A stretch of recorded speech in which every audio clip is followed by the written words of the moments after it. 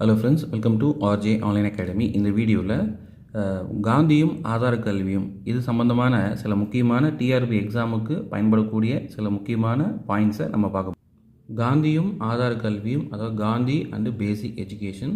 So இவருடைய கோட்பாடு உண்மை கொள்கை மற்றும் பயனளவை கொள்கை, that is realism and pragmatism. So இவர் காந்திஜி வலியுறுத்திய கல்வி என்னவாக இருக்கணும் அப்படின்னு பார்த்தீங்கன்னா, தொழில் கல்வியாகவும் கிராம கல்வியாகவும் மகளிருக்கான கல்வியாகவும் இருக்க வேண்டும் அப்படின்னு சொல்கிறாரு. ஸோ இவருடைய கல்வி குறித்த பார்வை என்ன அப்படின்னு பார்த்தீங்கன்னா, கல்வியில் சுதந்திரமும் தாய்மொழி வழியிலான கல்வியுமாக இருக்க வேண்டும். உடல், உள்ளம், ஆன்மா ஆகிய மூன்றின் திறன்களை வளர்ப்பதாக இந்த கல்வியானது இருக்க வேண்டும். மேலும் மனிதனின் ஆளுமையை மேம்படுத்துவது தான் கல்வி அப்படின்னு சொல்லியிருக்காரு. ஸோ இவருடைய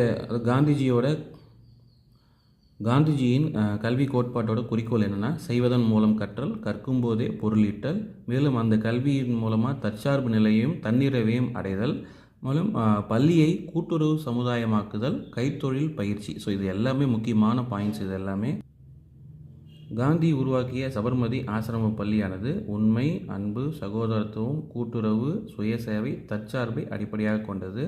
இந்த இவருடைய கல்வி திட்டத்தின்படி என்ன சொல்கிறாங்கன்னா, 8 ஆண்டுகள் அடிப்படை கல்வி வழங்கணும். பிறகு வாழ்க்கை